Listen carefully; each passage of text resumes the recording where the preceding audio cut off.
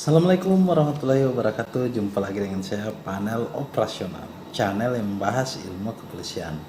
Kali ini saya akan membahas terkait sapi bantuan yang sekarang kita atau masyarakat terima di desa masing-masing.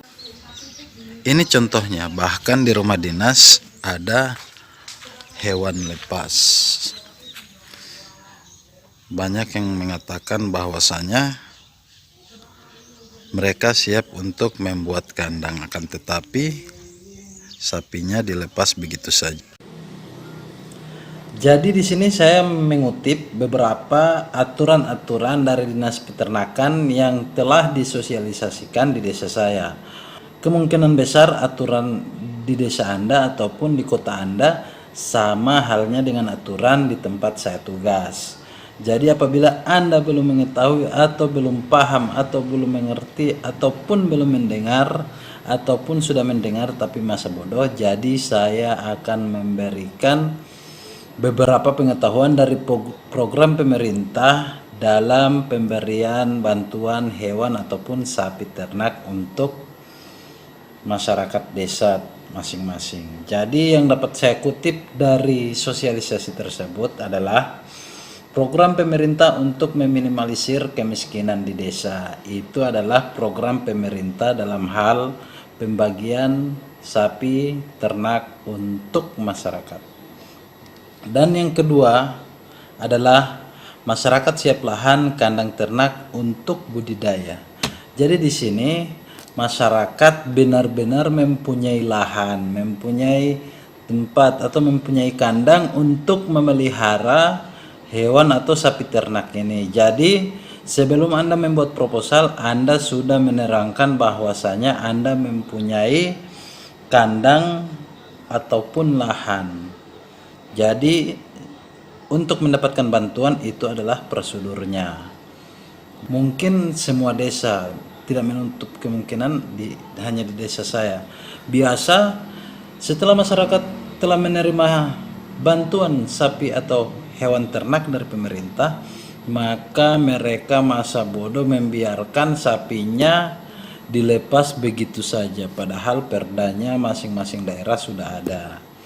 Jadi kasihan kan apabila sapi Anda merusak tanaman atau merusak lingkungan ataupun membuang kotoran di rumah-rumah orang ataupun di daerah perkantoran.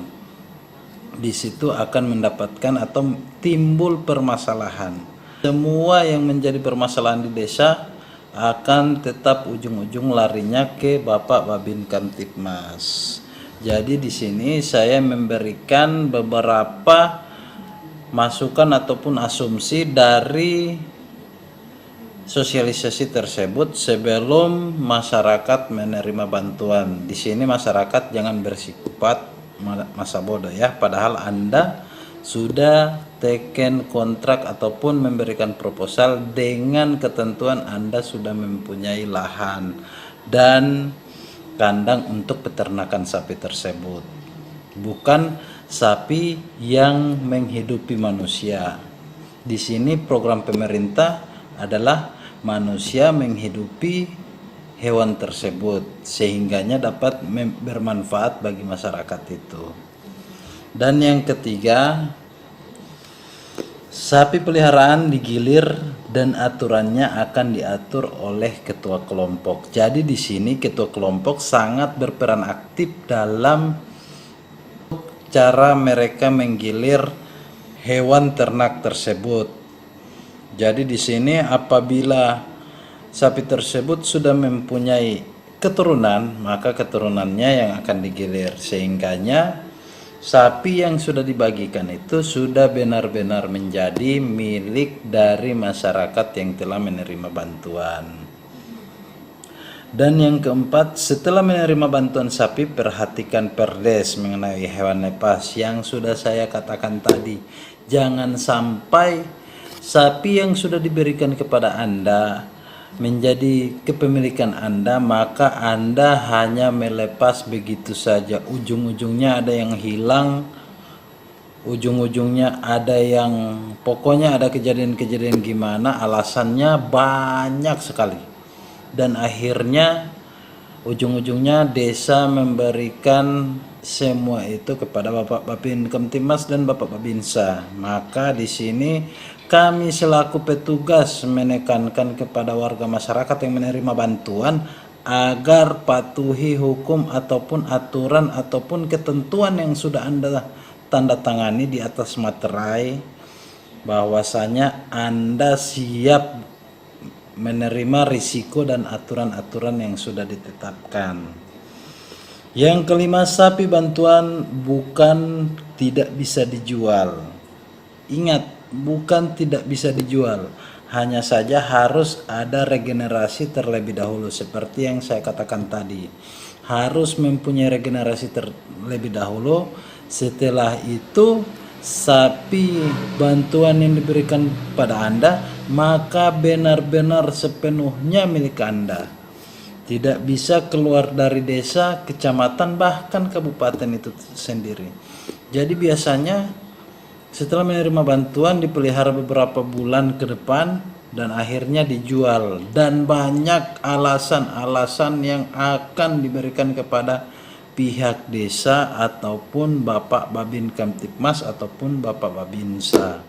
Jadi kami sekarang sudah menekankan dan kami sudah menerima MOU mengenai terkait bantuan pemerintah mengenai hewan ternak ini. Jadi para masyarakat harus benar-benar paham dengan perjanjian ataupun aturan-aturan yang sudah Anda sepakati, tanda tangani, dan ketentuan-ketentuan yang akan diberlakukan.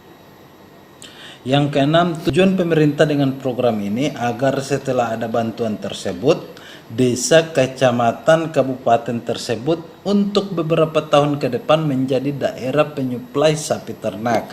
Jadi itulah tujuan pemerintah memberikan bantuan sapi kepada Anda. Jadi bukan semata-mata ini hanya program yang selalu diberikan oleh pemerintah setiap tahun kepada masyarakat, akan tetapi tidak ada perubahan dari perubahan kemiskinan menjadi masyarakat yang bisa berkembang sendiri atau membudidayakan. Jadi di sini pemerintah ingin memberikan atau menjadikan masyarakatnya adalah masyarakat yang mandiri, masyarakat yang mempunyai pekerjaan ataupun masyarakat yang mempunyai penghasilan. Jadi di sini tujuan pemerintah untuk menjadikan daerah tersebut penyuplai sapi terbesar. Bahkan kalau bisa Indonesia akan merubah polanya menjadi negara penyuplai sapi atau sapi ternak untuk beberapa negara bagian. Makanya di sini program untuk pemberian hewan ternak kepada masyarakat tolonglah dipatuhi dan jangan banyak-banyak alasan. 1001 alasan yang akan diberikan apabila sudah berjumpa dengan Pak Babin Kamtibmas, Babinsa ataupun aparat desa. Jadi seperti itu.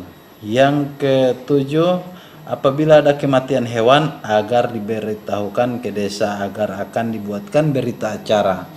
Jadi kematian hewan ternak tersebut bukan semata-mata kematian dalam kelalaian Anda dalam menjaga atau memelihara hewan ternak tersebut. Kematian di sini adalah apabila hewan tersebut mengalami sakit atau dan lain-lain. Akan tetapi tidak dibenarkan apabila sapi tersebut tercekik atau dan sebagainya. Pokoknya akan dilihat dan dipelajari kenapa sapi tersebut bisa mati. Jadi di situ ada tandanya dan akan dikirimkan ganti rugi kepada Anda yang akan langsung masuk ke rekening Anda. Jadi Anda akan diberikan berita acara, terus ada namanya apa yang di hidungnya sapi itu, untuk talinya itu juga difoto, dikuburkan, diotopsi, dan akan dikuburkan selayaknya dan tidak akan dibiarkan menjadi bangkai seperti itu, dan tidak dibenarkan untuk dijual karena sudah menjadi bangkai. Jadi itu prosedurnya untuk diklaim asuransi atau ganti rugi kepada masyarakat yang hewan ternaknya mati. Jadi di situ, saudara. Jadi ada juga beberapa penyampaian dari dinas sosial, apabila Anda ingin mengikuti asuransi dalam pemeliharaan sapi ataupun kelangsungan bisnis Anda ataupun bantuan Anda di sapi ternak tersebut, maka ada jam sostek